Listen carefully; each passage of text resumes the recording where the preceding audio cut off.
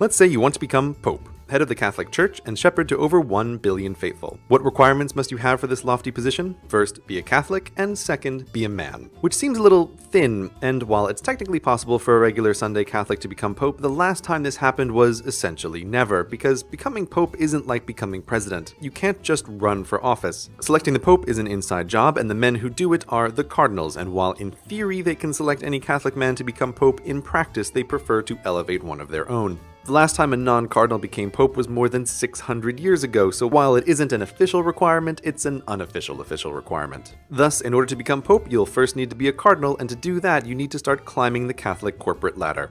Step 1. Become a priest. Unlike some churches where you can just fill out a form online and poof, ordained, the Catholic Church treats becoming a priest as a real, you-need-training profession, so you're going to require a lot of education, usually a college degree in Catholic philosophy and then a master's in divinity. In addition to your educational qualifications, you must also be a man, unmarried, and willing to remain celibate. If you meet these requirements and have been working with the church, then you can be officially ordained as a priest, which basically means you get to run a Catholic church or work with another priest who does. But you want to move onward, and to do that, you need to take the job of the man who just made you a priest. Step 2. Become a bishop. Bishops are a much more select group. While there are about 400,000 Catholic priests worldwide, there are only about 5,000 bishops. While priests get churches, bishops get cathedrals, from which they oversee a number of local churches. To advance your career, you must wait for a bishop in your area to be forced into retirement at age 75 or die sooner than that, freeing up space for you. But you can't just apply, because there's already a secret list of potential bishops that's updated every 3 years based on who the current bishops in your area think would make a good replacement for one of their own. To be on that list, in addition to the obvious requirement of being a pious person, you should also be at least 35 years old, have been a priest for at least 5 years, and have a doctorate in theology or equivalent. Assuming you're all these things, your name may or may not be on the secret list. The local bishops then give that list to the Pope's ambassador for your country, known as the Apostolic Nuncio. The Nuncio picks 3 priests from the list, does in-depth research on them, conducts interviews, and selects the one he thinks is best. But it's not over, because the Nuncio sends his report to Vatican City and the Congress of Bishops who work there, reviewing potential appointments from around the world. If the Congress of Bishops doesn't like any of the 3 candidates, they can tell the Nuncio to start over, returning to the list, picking another 3 candidates, doing more research, more interviews, and sending off the results. When the Congress of Bishops is happy with one of the Nuncio's candidates, that name is given to the Pope, who can reject the candidate and start the whole process over. It shouldn't be a surprise that from vacancy to a bishop's replacement can take months and on occasion years. But assuming a bishop in your area retired or died at the right time, and you were on the secret list of good priests, and the Nuncio picked you, and you made it through his interview, and the Congress of Bishops approved you, and the Pope didn't veto you, poof, now you're a bishop. But you're still not on top. The penultimate promotion is step number 3, become a cardinal. Despite the fancy name and snazzy red outfits to match, cardinals are not the bosses of bishops. They are bishops, just with an additional title and additional responsibilities, the most notable of which is electing the new pope. The only way to become a cardinal is to get the current pope to appoint you as one, and of the 5,000 bishops, only about 200 are ever cardinals. But let's say your ambition doesn't go unnoticed by the pope and he makes you a cardinal. Now it's time to play the waiting game for his death or retirement, and with popes, death is vastly more likely.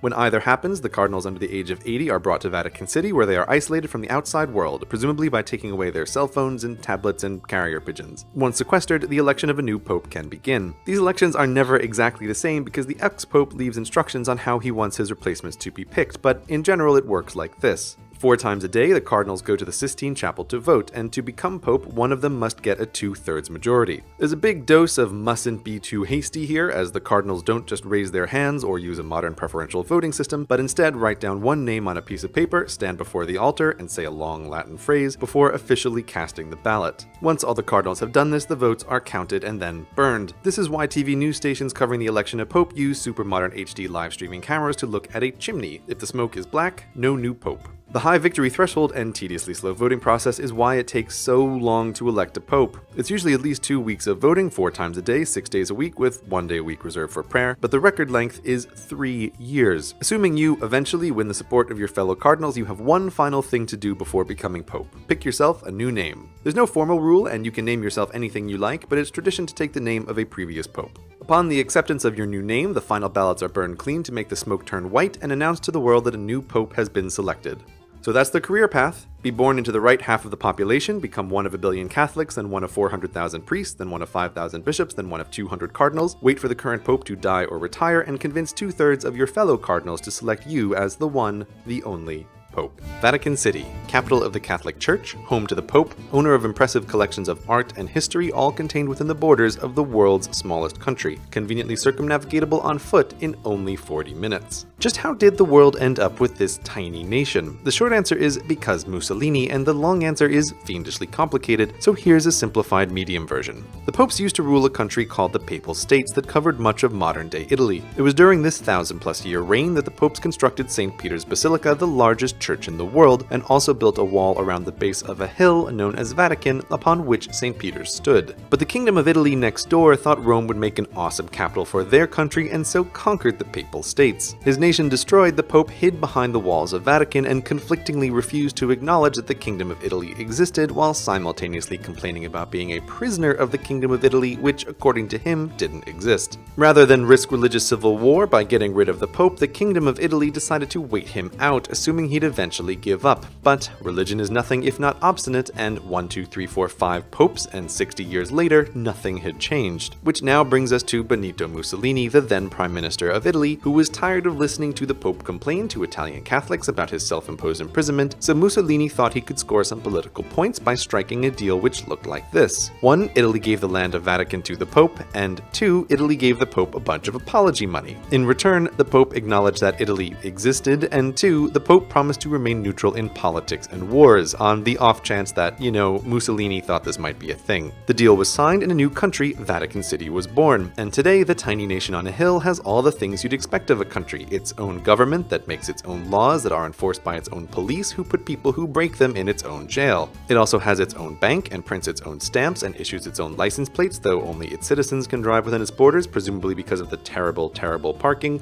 And as the true mark of any self-respecting nation, it has its own top-level domain, .va. But despite all these national trappings, Vatican City is really not like any other country. Hold on to your fancy hat because it's about to get weird. To understand the Vatican, there are 2 people and 2 things you need to know about: the famous Pope, the incredibly confusing Holy See, the country of Vatican City, and along with that, the almost completely unknown King of Vatican City. But first, the Pope, who gets a throne to sit upon and from which he acts as the bishop for all the Catholics in Rome. Actually, all bishops in the Catholic Church get their own thrones, but because the Bishop of Rome is also the Pope, his throne is special and has its own special name: the Holy See. Every time a Pope dies or retires, there is a sort of Game of Thrones to see which of the bishops will next get to occupy the Holy See. So while popes come and go, the throne is eternal, and as such, the name the Holy See not only refers to the throne, but also all the rules that make the Catholic Church the Catholic Church. When Mussolini crafted that aforementioned deal, technically he gave the land of Vatican City to the Holy See, which, believe it or not, is a legal corporate person in international law. Basically, every time you hear the words the Holy See, think Catholic Church Incorporated, of which the Pope is the CEO.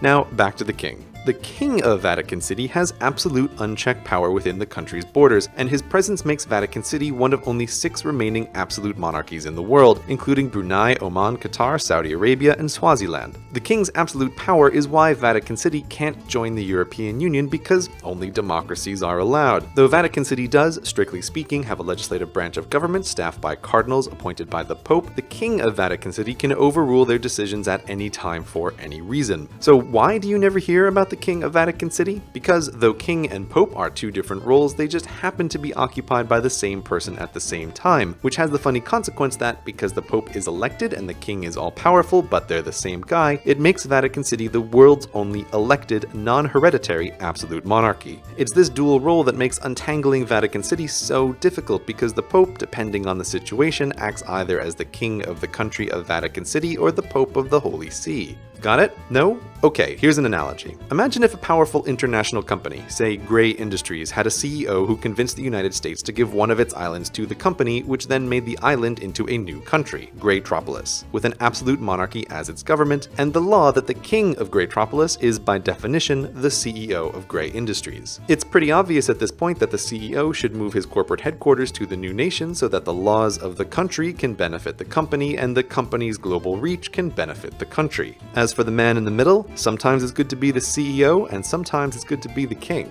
That is essentially Vatican City. But if you're still confused, don't worry, even other countries can't keep it straight. For example, the United Nations has the Holy See, the corporation, as a member, but not Vatican City, the actual country. And the Holy See gives passports to Vatican City citizens that other countries accept, even though those passports come from a company, not a country. And speaking of Vatican City citizens, they are perhaps the strangest consequence of the Pope's dual role as religious leader and monarch. While other countries mint new citizens with the ever-popular process of human reproduction, Vatican City does not. No one in Vatican City is born a citizen, and that's not just because within a rounding error there are no female Vaticans. The only way to become a citizen is for the King of Vatican City to appoint you as one, and the King only appoints you a citizen if you work for the Pope, who is also the King. And because the King is all-powerful, your citizenship is at his whim. If you quit your job for the Pope, the King, who is also the Pope, will revoke your citizenship. These rules mean that Vatican City doesn't have a real permanent population to speak of. There are about 500 full citizens, which is fewer people than live in single skyscrapers in many countries. And all these citizens work for the Holy See as either cardinals or diplomats or the Pope's bodyguards or other Catholic-related jobs. So it's best to think of Vatican City as a kind of sovereign corporate headquarters that grants temporary citizenship to its managers rather than as a real city-state like Singapore, which has a self-reproducing population of citizens engaged in a variety of economic activities, both of which Vatican City lacks. But in the end, the reason the world cares about Vatican City is not because of the citizens within its walls, but because of the billion members of its church outside of those walls.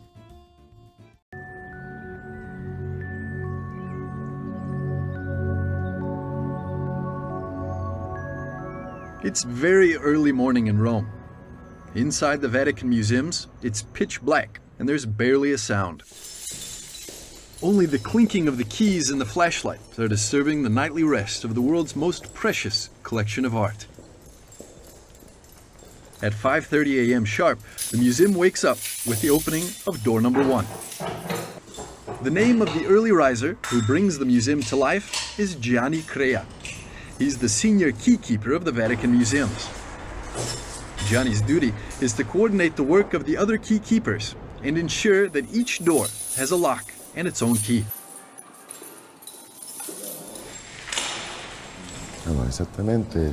There are exactly 2,797 keys. We are 10 key keepers. 5 of us open and 5 close the museum's doors. It takes about 1 hour to open all the doors every day and about 90 minutes to close them. And of course, if we don't find any complications. At the atrium of the 4 gates, Gianni meets Alessio, selects the right set of keys, and proceeds with his colleague for their daily rounds. As I open the atrium of the 4 gates, I can truly smell the essence of history. And this is such a beautiful sensation that nothing else can give me the same emotion.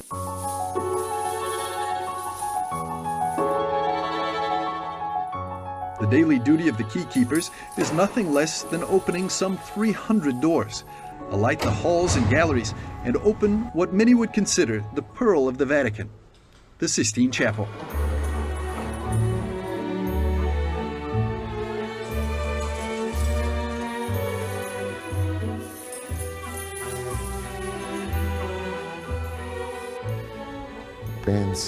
The Vatican museums are about 7.5 kilometers long, and every keykeeper walks about 3.5 kilometers each time at opening and closing time. Imagine that you have to walk 4.5 miles through these resplendent halls every morning, viewing the world's greatest art masterpieces. Gianni's route runs through the 16th century Gallery of Maps. There are 40 panels of painted topographical maps of Italy, of which 80% are precise and accurate.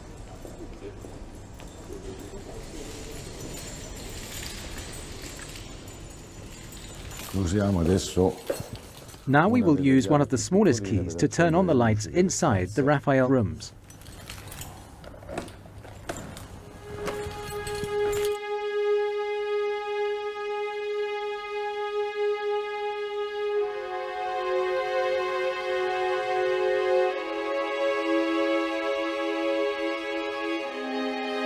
The Raphael rooms used to be the private apartments of Pope Julius II.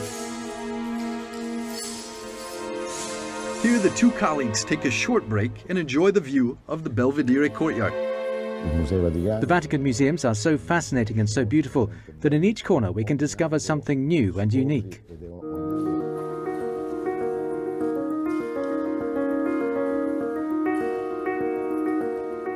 Walking through the rooms, Gianni arrives at the Niccoline Chapel. The frescoes are painted by the famous Florentine artist, Blessed Fra Angelico.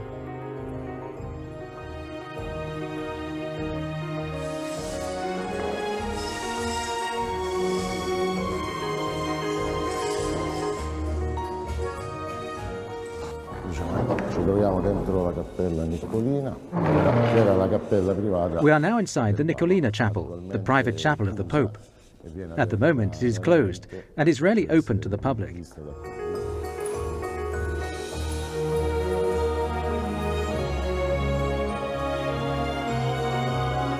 The window links the Vatican museums with the Apostolic Palace, where the Pope holds his private audiences.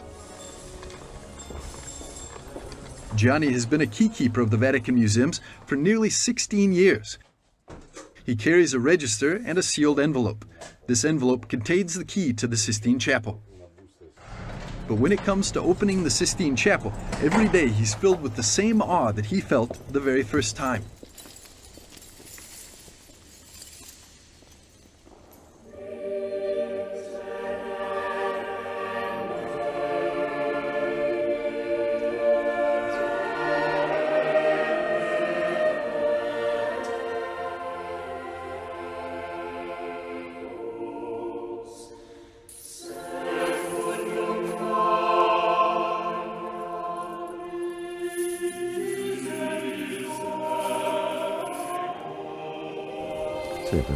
This is for me an extraordinary and special privilege. I have the opportunity to open these doors to all tourists coming from all over the world and visit the Pope's museums, but especially the Sistine Chapel, seat of the conclave since 1492. Right here, in prayer and absolute secrecy, the College of Cardinals elect the new Pope. St. John Paul II used to say that the Christ of the Sistine Chapel expresses in himself the whole mystery of the visibility of the invisible. The Michelangelo ceiling frescoes tell the story of creation, and the Last Judgment on the altar wall recounts the story of salvation. These marvels were created by a team of the best Renaissance painters: Pietro Perugino, Sandro Botticelli, Domenico Ghirlandaio, and Cosimo Rosselli, who painted the walls with the stories from the Old and New Testaments. These frescoes are considered the most impressive artistic accomplishments of human civilization. The itinerary we did is unique and extraordinary because each door and each key has its own charm and secret that it reveals to the world. It's already 8 a.m., the official opening time of the Vatican museums. The last hall on Gianni's route is the Gallery of Statues.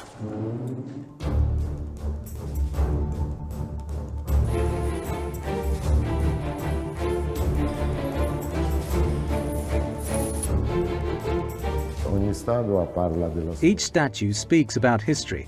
Each statue has something different and fascinating, like this one, for example.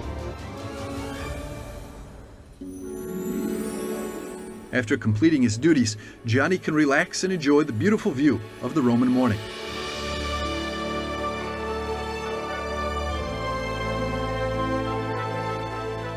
This one is one of the most beautiful spots of the Vatican museums. This is the Ladder of Bramante, the Scala del Bramante, where we can view the entire panorama of Rome.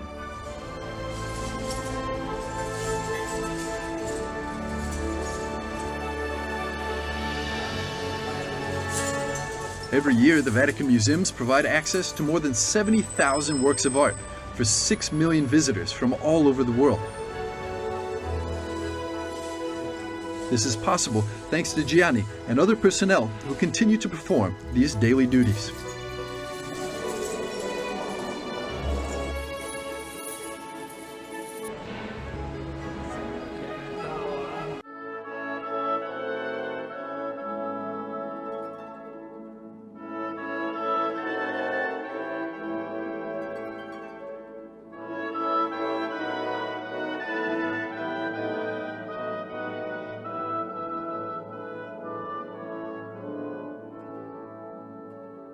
In the city of Rome, land of martyrs and popes, stands the Vatican City, the pulsating heart of Catholicism.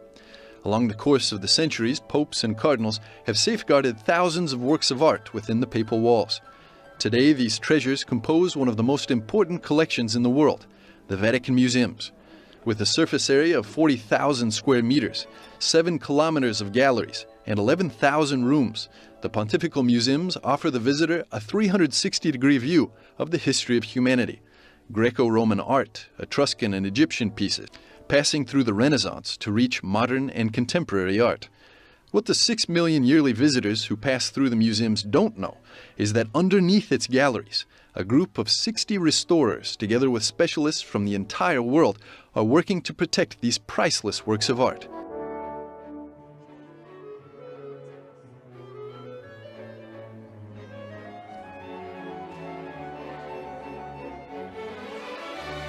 Our trip through the innermost corridors of the Vatican Museums starts in the Painting and Wood Restoration Lab. Created in 1923, today it counts on a team of 20 restorers and numerous specialists, among whom are art historians, biologists, and chemists. Maria Ludmila Puska, chief restorer of the Laboratory of Restoration of Pictorial Support, takes us to the origins of this professional figure within the Vatican State. The position of the restorer has ancient roots inside the Vatican walls, because the same artists who worked for the papal court were themselves restorers. I would like to mention the intervention of Murata inside the Raphael rooms, or the side inside of Borgia's apartment. Therefore, important figures, in fact, have always worked to ensure the preservation of the images, because, in fact, the images, specifically the paintings, represent the history of the Church. Concretely, an iconography so timely and accurate recounts the origins of their own Catholic Church. So the good conservation of paintings has always been a duty of the studios, even before they were created. For Maria Ludmila, every painting, every work is a unique reality that, as such, deserves the exclusive dedication of the restorer. Each painting has its own story and is like a patient in a hospital. So in fact, sometimes what seems to be in the worst state actually has less serious problems. Perhaps something that is not seen, for example, damage to the substrate on the table, is much more serious than what you see on the painted surfaces. Each has its own story. We seek to understand, before the story, the techniques and the degradation, and then develop a strategy and a timetable for restoration. Certainly, in recent years, we have tried to return the works as soon as possible to the public, which is always very crowded inside the Vatican Museums, so that they can be viewed again. The second stage of our journey leads us to the restoration laboratory that deals with marble. Here, the head of the shop, Guige Devereux, gives us an overview of the work in this area. This laboratory existed since '84 and did not exist before in this capacity. The laboratory has the responsibility of safeguarding the approximately 20,000 pieces of stone material that are located inside the Vatican Museums. And not only that, we also have the responsibility for the protection of all the surface of stone materials that are in the Vatican, not only inside the Vatican walls, but also outside.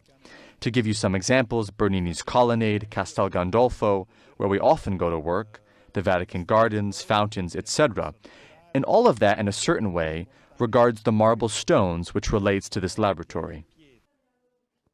The third and final stop of our trip is the Laboratory of Restoration of Works Made of Polymaterial from the Vatican Museum. We started working here in 1997. In that year, there was a first phase of study of the collections, and then our group took over in 2001 for a strong conservation of the collections in this museum that consist of items mostly made of organic materials and therefore are very fragile, very sensitive. Many of these objects were affected by attacks from insects and by temperature and humidity. Conditions were not suitable for all materials in the collections, and so we have worked essentially since 2001 in this studio on the collections. And this is what this restorer, Catherine de Vier, is working on right now. This is a Japanese sculpture in lacquered wood and gold that represents a Buddha called Amida, the Lord of Heaven in the East. This Buddha had as its task taking the deceased on their deathbed to accompany them to paradise, the paradise of the East. Therefore, it is a very important Buddha, highly revered. As for the statue itself and the wood support, it is from around the 12th century. We made a radiographic test which helped us to understand the wooden assembly and the techniques and the period of production of the work of art. I have in hand a small digital microscope. Now I'm using this microscope, which allows enlargements ranging from 20 to 50 times, which allows me to investigate the material and to see much better than you can see with the eye. For example, here on the hand there is a small gap, and with this microscope I can see how many layers were applied. In this case, thanks to the microscope, I could see that there were 8 different layers between preparatory layers and layers of color. With my eye alone, I couldn't see anything, so there are little tools that allow us to make great discoveries. Regardless of specialization, there is one point that unites all the restorers: respect for the human genius behind these works of art. There are so many emotions. All restorers will tell you that they have had moments of awe in front of a work of art. We are aware of working in front of the extraordinary works, and this awareness means that we often have strong emotions when we realize how fortunate we are to put our hands on such important works, artistically, historically, archaeologically. Thanks to humility, respect, curiosity, and frequently the wisdom of these restoration professionals, every day the world can continue to enjoy the beauty that emanates from inside the Vatican museums.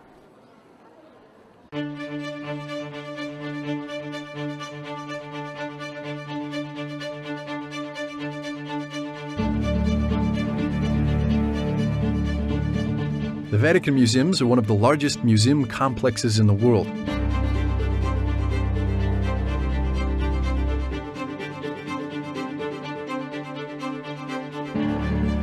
Founded in the early 16th century, they possess an immense collection of artifacts of historical and artistic value. Every year, millions of people walk through the galleries to discover the treasures hidden within the Vatican walls.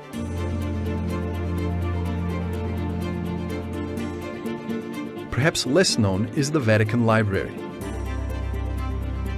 Formally established in 1475, it's considered one of the oldest libraries in the world. It contains around 75,000 codices and 1.1 million printed books, of which 8,500 are early editions printed before 1501. While the Vatican museums are open and anyone can visit them, the library is reserved only to accredited scholars. On Thursday, the 16th of March, the Vatican Museums presented the 4th volume in the series of books on the history of the Vatican's Apostolic Library. The volume was curated by Barbara Jatta, who was chosen because of her experience as an art historian and in the graphic arts. This volume is part of a major project that the prefect of the Vatican Library, Monsignor Cesare Pasini, wanted and started 6 years ago. Every 2 years, a volume, a book on each century of the history of the Vatican Library is going out. It is a series of 7 volumes that illustrates the history of the Vatican Apostolic Library, from the mid-15th century to the present day. And this volume really wants to focus on the artistical collections. So not only the Museo Sacro and the Museo Profano of the library, the first museums established as a museums, not as a collection of statues, but as real museums within the Vatican walls, but also the numismatic collection, the prints and drawings collections, and also the epigraphic collection. The Vatican Library and the Vatican Museums have always closely collaborated, and these volumes shed more light on this relationship, given that they also include the history of the papacy in that particular period, when new museums and galleries were being established. Every book is curated by a single person that coordinates several scholars, I am now past in the Vatican Museum. So the next books will be curated and coordinated by other scholars that have been already established. So I will be part probably with some essays, but not as a curator anymore. And this makes sense because Barbara Giatta now has much bigger responsibilities. Last January, Pope Francis tasked her with a new mission. She's now at the head of the Vatican Museums, the first woman ever to hold the position since the museums were created. In a recent interview with EWTN, the new director shared her thoughts about this appointment. The first impression was really surprise. I was not expecting it. It makes me feel conscious of the importance of the task, that's for sure. This new female leadership is already bearing fruit at the Vatican Museums. And now, just this morning, they took me the report of the first 2 months, because we are the 1st of March today, and the first 2 months we have an increase of 18,000 people in the 2 months, comparing to the other years. So we will have more than 6 million in this year, hopefully. This ever-increasing number of visitors demonstrates that the popularity of sacred art is growing, and that modern culture is greatly interested in the mission of the museums, which is to store art and evangelize through beauty.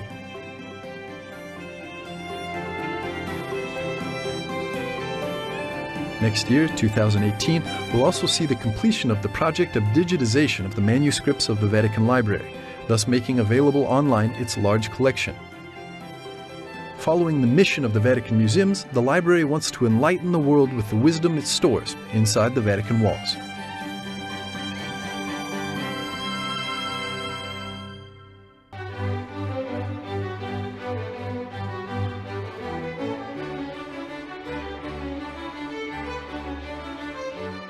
The Vatican Museums have launched a new project to illuminate their precious frescoes. This is the historic moment of the illumination of the frescoes in the Raphael rooms. These masterpieces are a treasure of world art and a figurative textbook on which generations of artists have been formed over the centuries. The rooms are among the most visited sites in the Vatican Museums, located as they are on the way to the Sistine Chapel.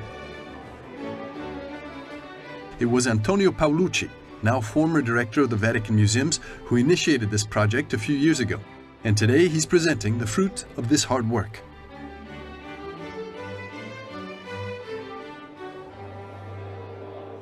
In 3 years, we've managed to give new lighting to both the Sistine Chapel and Raphael rooms. I think the administration of the Vatican Museums can be very proud of the result achieved.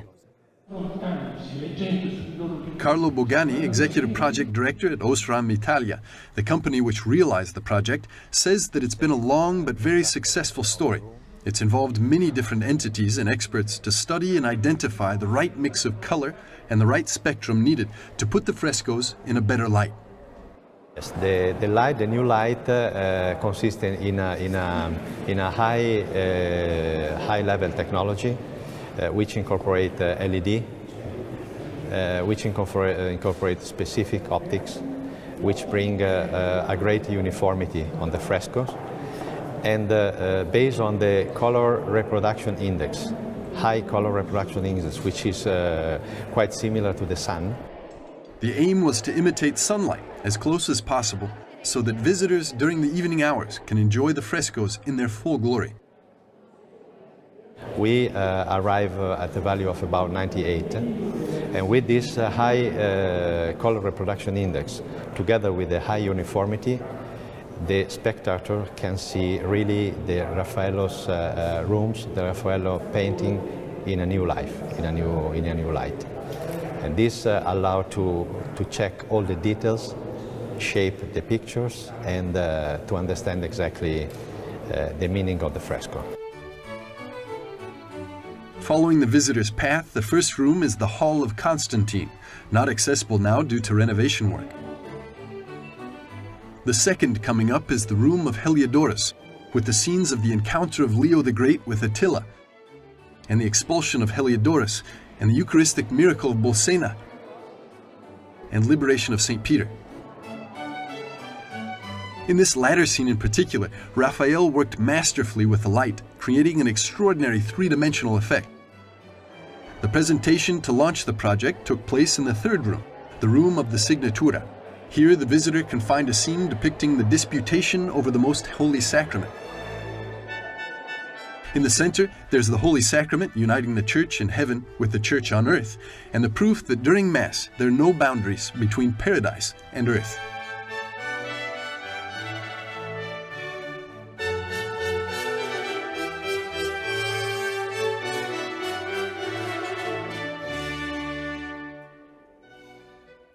This room also contains the famous School of Athens, the cardinal and theological virtues, and a scene from Greco-Roman mythology called the Parnassus.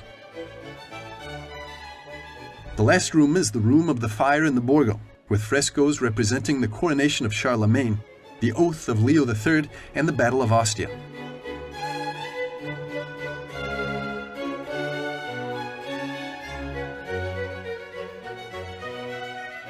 The scene of the fire in the Borgo depicts an event that really happened and is recorded in Vatican documents.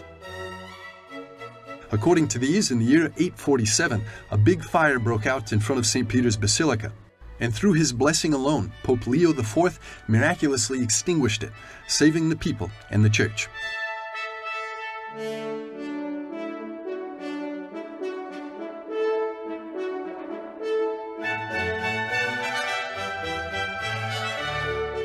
Thanks to the new LED technology, the Vatican museums have shed new light on the Raphael rooms, offering visitors a better visual experience of the frescoes. The new lighting will also help to preserve these masterpieces in a more efficient way, saving more than 70% of the energy that was used to do so before.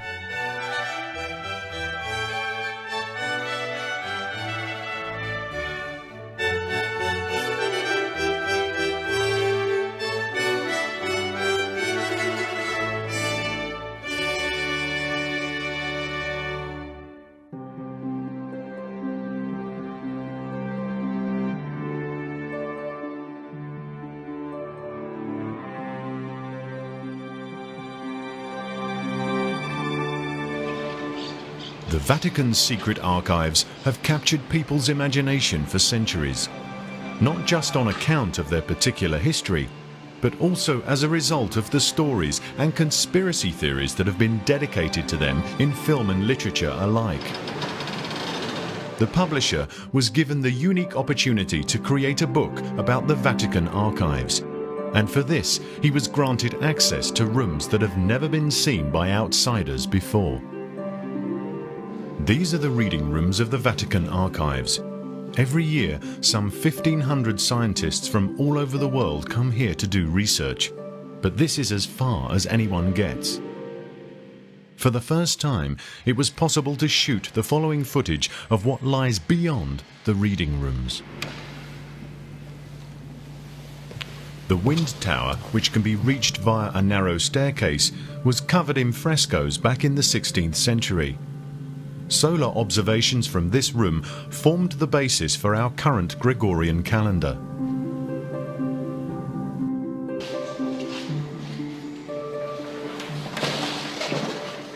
The so-called diplomatic floor came about 1 century later, as per the instructions of Pope Alexander VII.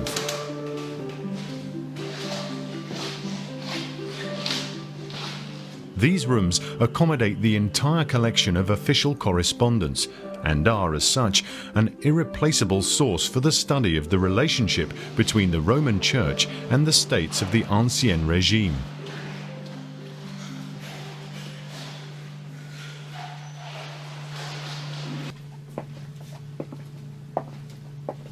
These are the lofts above the west wing of the Cortile del Belvedere. This endless long hall came about under Pope Pius XI and houses, among others, documents of the Dataria Apostolica and the audiences of the prefecture's archives of the Papal Room.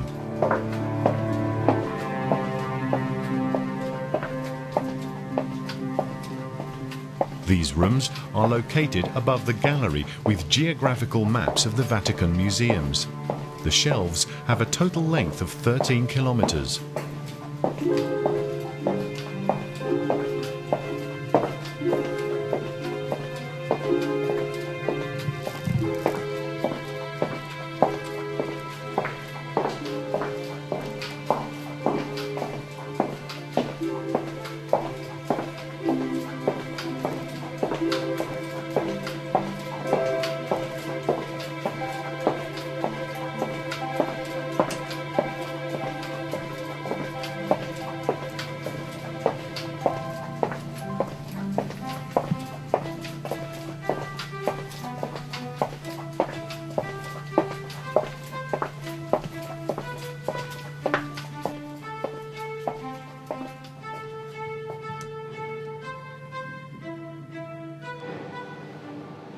The most recent archives were built under Pope Paul VI, who commissioned the construction of 2 underground floors, and which insiders refer to as the bunker.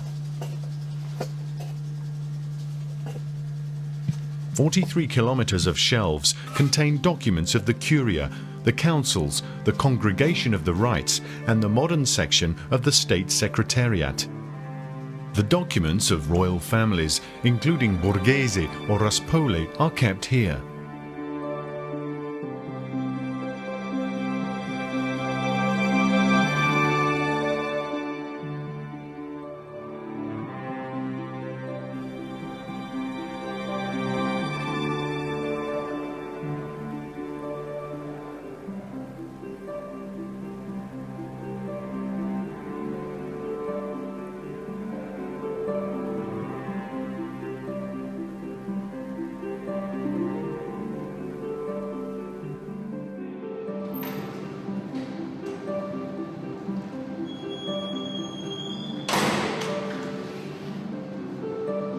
Special documents are kept in 2 acclimatized rooms located next to the bunker under the best possible conditions.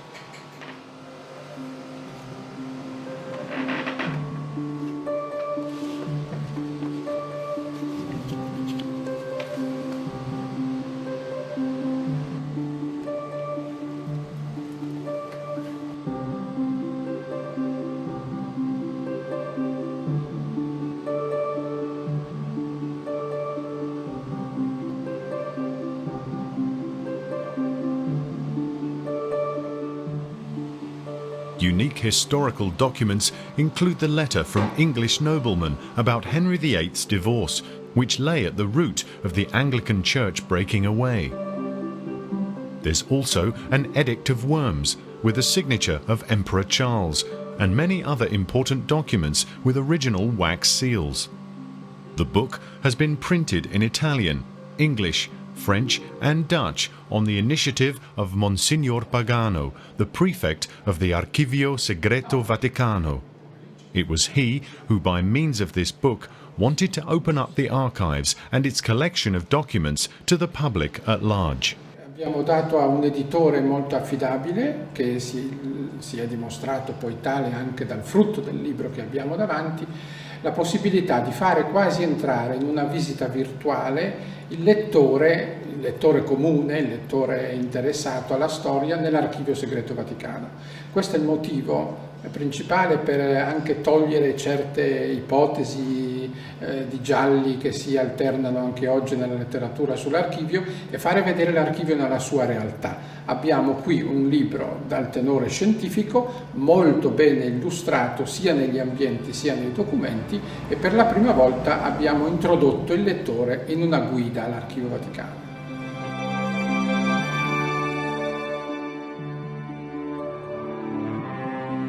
Qualche documento che possa meglio chiarire alcuni aspetti storici penso vi sia nel libro, sebbene è sempre difficile chiarire avvenimenti complessi con singoli documenti. Tuttavia abbiamo scelto documenti singolari abbastanza specifici che possono chiarire alcuni aspetti, per esempio della Prima Guerra Mondiale, dell'assistenza ai prigionieri, della ricerca di alcuni personaggi storici noti come Edith Stein o altri prigionieri e poi anche sulla vita della Chiesa nel 6 e 700 ci possono essere documenti un po' nuovi dal punto di vista storico. Noi archivisti di solito troviamo tutti i documenti ugualmente importanti, è difficile scegliere il più importante, tuttavia in questo libro ve ne sono tanti importanti. Si parte dal processo Giordano Bruno al processo Galileo, documenti imperiali di Federico II, di Federico I, si va ad alcuni documenti di scienziati, musicisti, letterati e poi alcuni della storia della Chiesa, della vita quotidiana dei cristiani in diverse regioni d'Europa che sono parimenti importanti.